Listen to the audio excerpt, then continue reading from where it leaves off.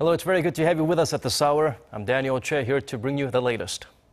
After summit talks with President Park Geun-hye, Uganda's President Yoweri Museveni announced the East African country, traditionally a close ally of North Korea, will halt cooperation with Pyongyang to comply with international sanctions on the regime. Our presidential office correspondent Song Ji-sun brings us this update from the country's capital, Kampala. A landmark announcement that may lead other North Korean allies to follow suit.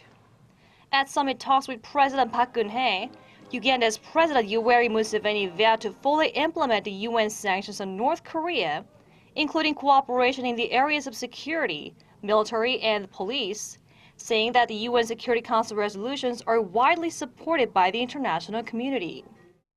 Museveni has visited North Korea 3 times himself, and Uganda has been considered a key ally in Africa for Pyongyang. But Uganda came out against North Korea's nuclear development in March, and President Museveni has often pointed to South Korea as an ideal example of economic development, hailing the Haemal-Eundong rural development model implemented by President Park's father, Park Chung-hee. At Sunday's summit, the two leaders also agreed to enhance practical cooperation. Uganda is a key nation to entering Africa, as it is a member of the free trade blocs like the East African Community and the Tripartite Free Trade Area. In addition to building Uganda's infrastructure and boosting bilateral trade, Seoul will also share its experience in high-tech areas ranging from content production to disease management. After sharing the common stance of pressing North Korea to denuclearize, President Museveni will meet again at the launch of Korea Aid on Monday. Seoul's new official development assistance program, which offers mobile health care, food and cultural services, will reach rural areas across Uganda. Song Ji-sun, Arirang News, Kampala. And here's what a local paper there, New Vision, said about Korea's Haemal-Eundong. Uganda should adopt Korea's development model to achieve its own development goals. According to their article published Sunday, Korea's Haemal-Eundong could be, quote, an effective development model from the perspective of poverty reduction. It reported that nearly 600 Ugandan officials received customized on-site training in Korea through the end of 2015. During their training, the officials learned about the Korean development model, which grew out of a national movement to fight poverty based on the principles of education, diligence, self-reliance, and mutual cooperation. Umar Lutalo, a sub-county chief, said their own Haemal-Eundong action plan improved villagers' living standards and productivity. President Park's visit to 3 African nations is expected to both boost diplomatic ties and ramp up business cooperation. Our KiMoon lists out what opportunities Uganda, the second country on her trip, may offer. Dubbed the Pearl of Africa, Uganda is known for its beautiful scenery and abundant water resources. Its core industry is agriculture, with more than 70% of the working population involved, and exports of coffee and tea are some of the main sources of cash for the country. Recently, oil has been discovered, with an estimated 8 billion barrels to be retrieved. Uganda has a very great agricultural potential. It has the most fertile land in Africa and also abundance of water resources. So that makes Uganda quite a promising country for commercial farming. Despite being one of the world's poorest countries with GDP per capita at roughly $700, it's achieved steady economic growth in the 5 to 7% range. All in all, its GDP has more than doubled in the past 10 years. Now it's seeking to become a middle-income nation by 2040 and hopes to shift away from agriculture to manufacturing and services, as well as pull up its income per capita to $9,500. South Korea and Uganda established economic ties in 1963, but haven't been able to develop their relations much beyond that due to Uganda's friendly relationship with North Korea. So, economic ties between South Korea and Uganda have been close to non-existent. In recent years, bilateral trade has been on the rise, but still just a fraction of Seoul's total trade volume. However, with the president's visit and Uganda's growing interest in Korea's Haemal-Eundong, experts say it may be able to give relations between the countries a shot in the arm. Most African countries have a positive view of South Korea for its efforts to become an economic power from the ruins of war. They want to learn from this, so it's expected that we'll be able to bring about mutual achievements in agriculture and manufacturing down the road. At the same time, experts caution against the potential risks. Uganda still lacks the most basic infrastructure, with the majority of the country suffering from electricity shortages, and there are concerns about the political risks that could prevent companies from doing business. Experts say rather than approach the country directly, Korea should seek to expand ties with the East African Community, a group of 5 African nations that includes Uganda, to make inroads into the nation. KiMoon, Arirang News. One major challenge Uganda faces is providing its citizens with clean, potable water. Kwon Jang-ho takes a look at ways Korea has been trying to help, from government organizations to private companies and individuals. Uganda's capital, Kampala, is a hustle and bustle of cars, high-rise buildings and modern facilities. But step out of the city and it's a very different picture. Lacking basic infrastructure, even the simplest necessities can be hard to come by. 8 million people, or roughly 20% of Uganda's population, do not have access to safe water. In Korea, charities such as Habitat Korea have been looking to raise awareness and find ways to help alleviate the problem. A water-carrying campaign was launched to highlight the long journeys that many Ugandans, mostly women and children, have to make every day to collect water. We wanted to highlight that not only do they have little access to clean water, the long times children spend collecting water means it takes away from their time for education as well. One private Korean citizen who saw this issue and took it upon himself to help was Park Jung-yeol. As a student, he spent time in Uganda and experienced firsthand some of the difficulties Ugandans go through. When I was living there for 2 months, my health deteriorated. When I went to the hospital to find out what was wrong, they said it was from using and drinking unclean water for a long time and catching waterborne diseases. That's when it really hit me, how important water is, and that so many suffer because they don't have it. Literally inspired by the jerry cans that were used by locals to carry water, he set up a company selling backpacks. Profits go towards providing local children with bags specially designed to carry 10-litre jerry cans. Some are even locally produced to provide employment for local women. I'm not suggesting we can change the world with a backpack, but if we can make a little difference and make it easier for them, it will be worthwhile. Water issues mean agriculture also faces difficulties in Uganda, and Korea is trying to help on that front as well. The Asan City Agricultural Technology Center, along with KOICA, Korea's official aid agency, has established a program aimed at helping African partners develop their agricultural know-how. I have seen the irrigation system in Korea here is very effective. The pipeline has moved from garden to garden, and it allows them to produce at any time that they are ready to. But back in Uganda, we depend on the rain. We only have to wait for God to send us rain. This particular course runs for 2 months, teaching those taking part agricultural science, practical skills, and the latest technologies. These programs offer the participants a chance to learn effective and efficient farming techniques. It's about sharing knowledge, and it's one of the most valuable things Korea can offer. The program is so good. We have liked the program. It is both theoretical and practical. We have learned things on farm. We have learned things in class. And what we have learned from here, we can copy and take back the same technologies so that they can help our poor farmers to produce from subsistence level to commercial level, so that we can fight poverty at household level. South Korea, as a nation that rose out of poverty after colonial rule and war, is looking to give back, from government organizations to private citizens, offering a helping hand, big or small, to Uganda and other countries around the world. Kwon Jang-ho, Arirang News. Going back to Addis Ababa, President Park Geun-hye and her Ethiopian counterpart launched the Korean government's new humanitarian initiative, Korea Aid, on Saturday. The program provides area residents with medical services, food and entertainment. For details, let's turn to our Yoon Shin. President Park Geun-hye launched Korea Aid with a special ceremony at Addis Ababa University in Ethiopia on Saturday. The event kicked off with hundreds of people in attendance, including Ethiopian President Mulatu Teshome. The two leaders spoke with area residents and volunteers to discuss the future direction of the project. The program, which aims to provide services in the areas of health, nutrition, education, and culture, uses mobile trucks to reach people living in more isolated parts of the country.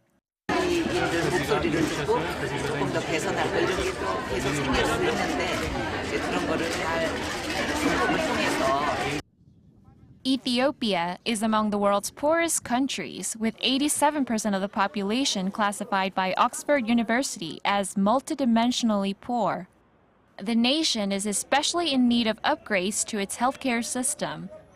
There are only 0.03 doctors per 1,000 people, a significantly low rate compared to the world average of more than one physician per 1,000.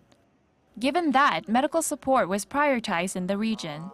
More than 20 Korean doctors and nurses joined area doctors to provide general checkups and pediatric care. Educational media content on first aid and personal hygiene will also be provided by the program.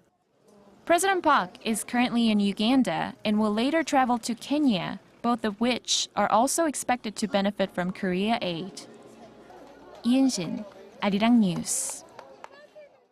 Coming back to South Korea, the curtains have closed on the 19th National Assembly. It was certainly not smooth sailing for lawmakers as they faced major obstacles that often produce few visible results. Lee Min-young lists out some of the reasons why this assembly might go down in history as the worst ever. The 19th National Assembly ends its 4-year term on Sunday, with many calling it the least productive legislature since the founding of the constitutional government. During the 4 years, more than 18,000 bills and resolutions were submitted, but roughly 10,000 of them were scrapped. About 230 legislative petitions were submitted, but only 2 were ever brought up for consideration by the full parliament. Just 6 parliamentary investigations were carried out regarding numerous allegations surrounding the 2004 Seoul ferry sinking and the activities of the National Intelligence Service. During its term, the 19th Assembly was also mired in unending political disputes amid trying economic conditions both at home and abroad. In 2014, debate about a special law related to the sinking of the Seoul ferry held up parliamentary affairs for more than 150 days. During that time, not a single bill was processed. Earlier this year, the Assembly was deadlocked again over a counterterrorism bill with opposition lawmakers filibustering the legislation for more than 190 hours. The confrontations between the ruling party and the opposition continued even up to the Assembly's final days, with President Park on Friday vetoing a revision to the National Assembly Act that would have allowed for more parliamentary hearings. Lee Min-young, Arirang News. UN Secretary General Ban Ki-moon's visit to a folk village over the weekend is adding fuel to rumors about his possible presidential aspirations. His trip to Hae village is being seen as the start of his presidential campaign by some because this part of Korea, Gyeongsang-buk-do province, is the traditional stronghold of the Saenuri party. Many in the ruling camp have come to see Ban as a shining beacon of hope, especially after last month's crushing general election defeat. Aside from touring the folk village and planting a tree there, the UN chief held a luncheon with key officials, including the provincial governor and Saenuri party members, but their discussions reportedly did not revolve around local politics. On Sunday evening later that day, Ban arrived at Gyeongju to attend a UN conference. The 2016 Rotary International Convention kicked off in Korea this weekend. It's the second time the country's hosting the global event. What made this year's event stand out is the presence of Ban Ki-moon, the UN Secretary General. Lee Ji-won takes us there. Rotary International Convention is celebrating its 107th anniversary right here in Korea. This is the second time the event has been held here, and about 50,000 people are attending this year. Rotary International President K.R. Ravindran spoke at the opening ceremony on Sunday that also featured demonstrations of Taekwondo, Korea's martial art. The event also drew several prominent leaders, including UN Secretary General KiMoon, who was here on a visit to his home country. In a speech addressing the convention, Pan highlighted Rotary's importance as a global organization and made special mention of the group's efforts to eradicate polio. The group has raised $1.2 billion since it started fighting the disease in 1979 and announced this week it would provide an additional $44.7 million. Rotarians are using their time, funds, and energy to help our world. Excellencies, ladies and gentlemen, I'm especially grateful for your monumental contributions to eradicating polio. Ahead of the ceremony, Rotarians held a 3-kilometer walk for peace on Saturday to kick off the 5-day convention.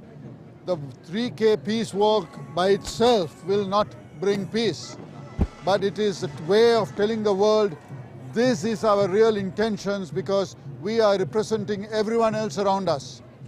And this is not only an expression of us demonstrating what the world wants, it is also a command to all the political leaders, get down to settling your conflicts. Dressed up in traditional costumes of their home countries and waving their country's flags, Rotary members were enthusiastic about participating in the event.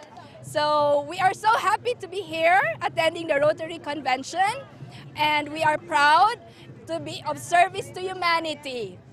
The convention will continue through Wednesday with sessions addressing international efforts to end polio and more.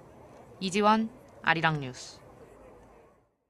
The committee dedicated to setting up a foundation for the Korean victims of Japan's wartime sex slavery is set to get to work this week. Seoul-based Yonhap News reports, citing an unnamed source familiar with the matter. The committee will be launched on Tuesday. The members will lay the groundwork to ensure the compensation measures for the victims announced during a historic agreement between Seoul and Tokyo in December are fully implemented. Under the deal, Japan pledged to donate 1 billion yen or $9 million to the foundation, which will also help set up. The committee will be comprised of 10 experts, including officials from the Ministry of Foreign Affairs and the Ministry of Gender Equality and Family. The group will determine the foundation's direction and discuss logistical matters regarding the payment. Korea has slid out of the OECD's top 10 in terms of economic growth for the first time in 9 years. According to OECD data on Sunday, the country had the 12th highest economic growth ranking among the 34 OECD member countries last year at 2.6%. Aside from the ranking, the country's growth rate also has been shrinking. In 2006, Korea's growth rate was 5.2%, a figure 2.1% higher than the OECD average. The same figure dropped to 0.5 percentage points last year. Experts say, however, the larger concern is that Korea is experiencing a slowdown in its potential growth rate. Many analysts project Seoul's digits in that category could nosedive to a 1% low come 2020 unless the trend of deceasing productivity improves. And now the weather before we go. Hazy skies dampen the mood for outdoor activities in most parts of Korea over the weekend, and fine dust levels will continue to climb on Monday evening, especially in Seoul and Chungcheongnam-do province. So if you are there, do wear a mask when you step outside. Temperature-wise, Seoul and Gwangju will start the day on Monday at 16 and Daegu at 18. Things will later heat up to 27 in Seoul and Daegu. The mercury will then rise to 26 in Gwangju. And now let's check out the weather conditions in other parts of our world.